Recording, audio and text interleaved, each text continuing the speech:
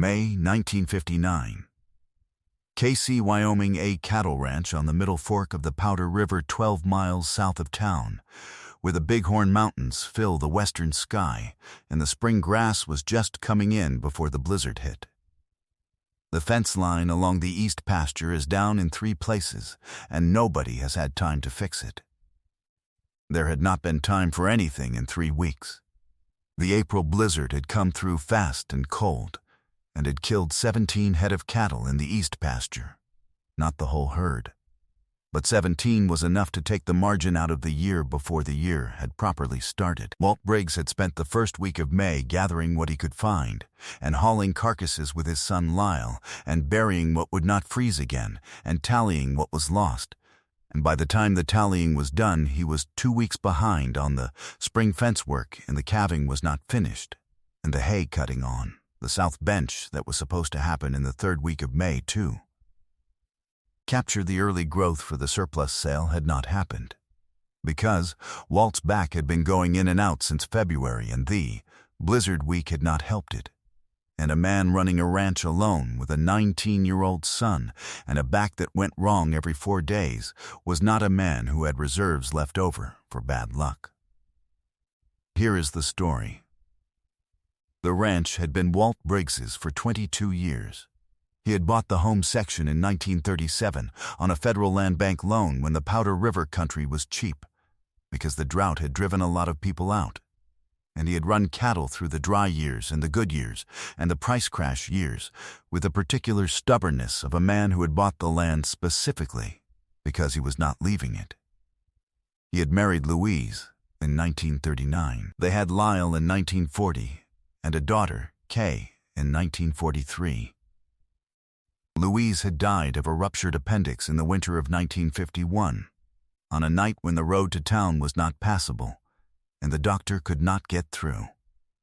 Which was the kind of thing that happened in the Powder River country in winter, and that a man had to put somewhere in himself and leave there if he was going to keep going. Walt had kept going.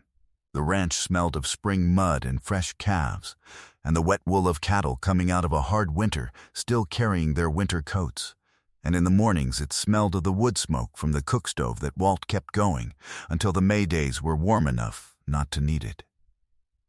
The barn was 60 feet long and smelled of hay and manure and the iron smell of old equipment, and the tack room off the east end of the barn held the saddles and the bridles and the coils of wire and the fencing tools hanging from their nails, in the same arrangement Walt had established the first spring he owned the place. The kitchen had a wooden floor that had been mopped and mopped until the wood was pale, and a table that fit 4 people and had never had 4 people at it since 1951, and a window over the sink that faced east and caught the morning light and sent it across the table where Lyle sat eating breakfast in the particular silence of a young man who had grown up in a house without a mother and who had learned quiet as a default. Walt was 50 years old. His back had been going wrong since February, and the particular way that backs go wrong when a man has been doing physical work in cold weather for 30 years. Not a single injury, but an accumulation. A protest from the body against what the body has been asked to do for too long without rest. He was 17 heads short of what the year needed. He was behind on the spring work by an amount that, if it did not get caught up in the next 2 weeks, would cost him the hay surplus sale. And the hay surplus sale was what he had been counting on to make the September note payment. Have you ever known a man who kept a thing going through every hard year without complaint or explanation? Who did the work and asked nothing from anyone? And who got hit by one bad season too many when his reserves were already at 0? Some of you come from ranches. Some of you know exactly what a Wyoming May smells like when the blizzard is 3 weeks gone and the spring work is stacking up faster than one man and one boy can move it. The fence was down in 3 places. The east pasture was compromised. 2 heifers that were late calving were showing signs that meant they needed watching. The south bench hay still needed cutting. and the cutting was going to require the mower blade to be resharpened, and Walt had not had the time to do it, and Lyle did not know how to dress a mower blade properly, because Walt had not yet gotten around to teaching him. These were not catastrophes. They were the accumulated weight of too much work and too little margin, the kind of situation that is entirely manageable for a man with a full back and a second hired hand, and entirely unmanageable for a man alone. The neighbor to the north had stopped by in the second week of May and seen the state of things, and had offered to send his own hired man for a day, and Walt had said thank you, but the offer was for a different problem than the one he had. The offer was for a financial problem, and what Walt had was a labor problem, and one day of one man was not enough to make the difference. And accepting charity one day at a time was a slower way to lose than just losing. The neighbor understood this and had not pressed. Nobody pressed. The county extension agent had been through and had filled out the paperwork for a drought relief assessment that would not produce anything for 3 months. Lyle worked as hard as a 19-year-old could work, and was willing and careful, and simply had not yet been trained in half of what the ranch required. There was nothing available in the Powder River country in May 1959 that solved the problem of one man behind on his spring work with a bad back and no reserves. You know that kind of impossibility. The kind where the math is right there and the math does not add up, and there is nothing wrong with the man and nothing wrong with the land, and the numbers just don't work. Where are you watching from? Drop your state in the comments. I want to see how far this story reaches. The truck that pulled into the ranch yard on the third Wednesday of May had come down from the north, from the direction of Casey, and had Wyoming plates. And the man who got out of it moved the way a man moves who has been in trucks for several days. He had been driving the Powder River country looking at locations for a picture that had been in early development for 2 years. And he had been on the back roads because the landscape he needed was not on the highway. He had a notebook on the seat beside him with sketches of the light at different times of day and the way the Bighorn Mountains sat behind the river valley. He had not expected to find a ranch that looked the way this ranch looked. He pulled into the yard and parked at the far edge of the gravel, and did not come to the house immediately. He looked at the fence line visible from the yard, the section of it that was down along the east pasture. He looked at the barn. He looked at the state of the equipment near the barn. He looked at the house. Walt had come out of the barn when the truck came in, the way a man comes out when something arrives in his yard. He stood in the barn doorway with his hat on and watched. The man walked across the yard to him. He said he was scouting locations for a picture and had seen the ranch from the road and asked whether Walt minded if he looked at the terrain from the ridge on the south side. Walt said he did not mind. The man looked at Walt. He looked at the fence. He looked at the barn behind Walt. He said, "You're running short-handed." Walt said, "Managing." He said, "I can see the east fence from here."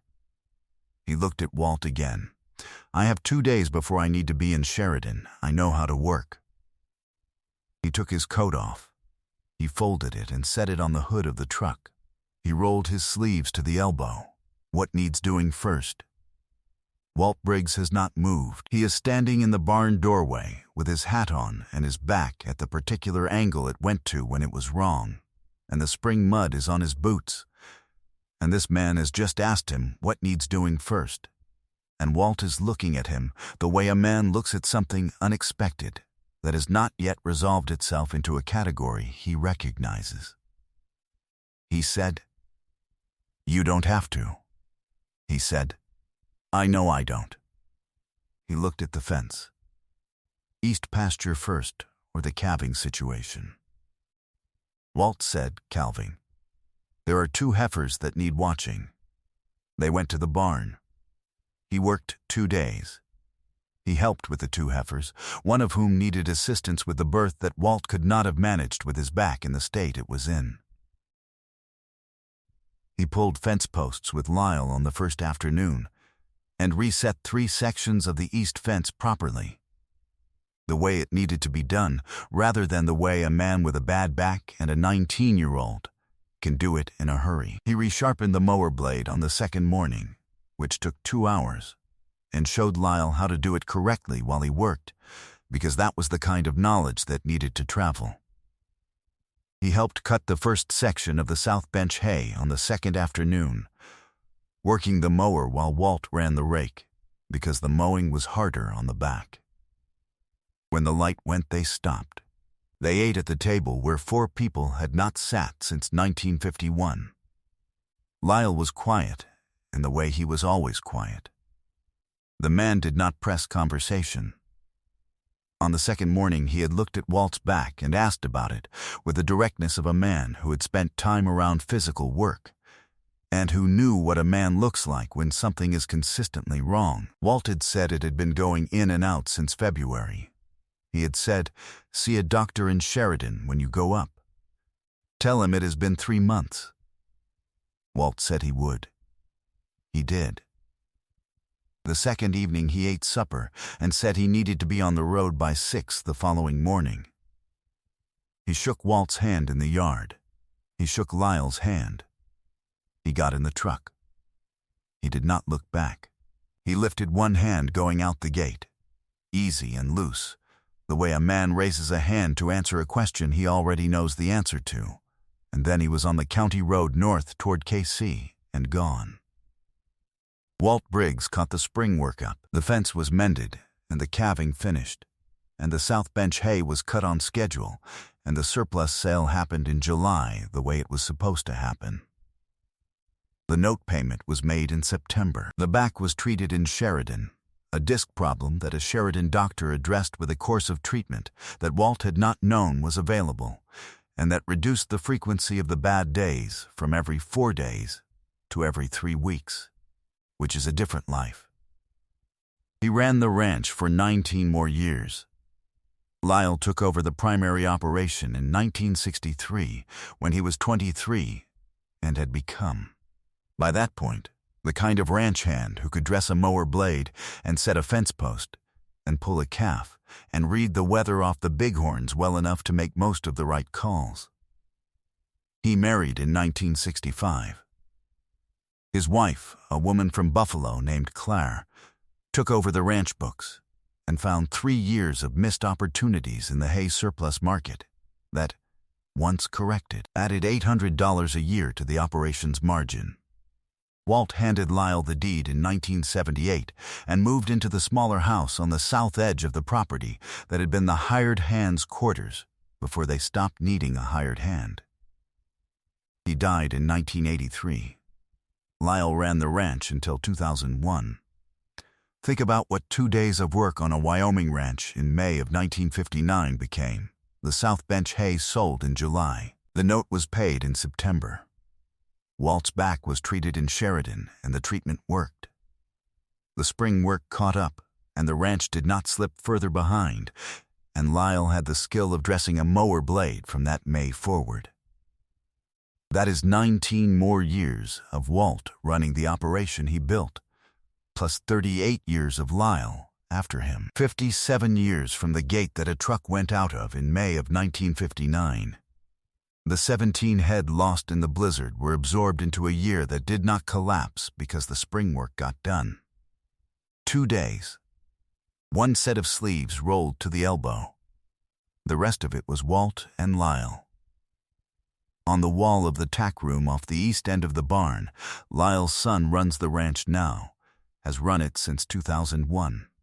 There is a photograph Lyle took in 1961 of Walt at the mower on the south bench, hat on, looking back at the camera over his shoulder, the bighorns behind him.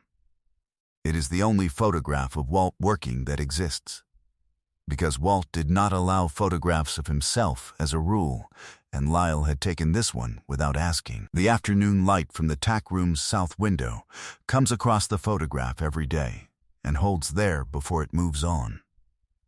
The mower in the photograph is the same mower. The blade has been dressed correctly every year since May of 1959, when someone showed Lyle how. If you find yourself on the county road south of KC along the middle fork of the Powder River, the Briggs place is 12 miles down, the long white barn visible from the road. Lyle's son keeps the place the way Walt kept it. The tack room photograph is on the west wall, at eye level when you are standing at the workbench. You will know it, because Walt is looking back at the camera the way a man looks when he has been caught at work and does not mind. Some of you come from places like this. Some of you know what a Wyoming spring smells like, and what it costs to fall behind on it, and what it means when an extra pair of hands shows up and just starts working. This story is for every man who ever got that kind of help, and for every man who gave it. John Wayne never told anyone. Not the ranch on the Powder River, not Walt Briggs or Lyle, not the two heifers or the fence posts or the mower blade. He was in Sheridan by the third morning and did not mention Wyoming ranch work to anyone he traveled with or worked with or was ever asked about it by. There is no record of it. What is known is what Lyle told his own son in 1989, when the son was old enough to learn to dress a mower blade and Lyle was teaching him. Your grandfather told me the man who showed me this was someone whose name I would know. And I said I wanted to know it, and he said no. And that was the right answer. And I have always thought so. A man pulled into a ranch yard in Wyoming and saw what needed doing and took his coat off and rolled his sleeves up and asked what needed doing first. That was all of it. That was the whole of what he did. That is most of how it ever got out at all. If this story meant something to you, subscribe. There is another one like it every week, and unfortunately, they don't make men like John Wayne anymore.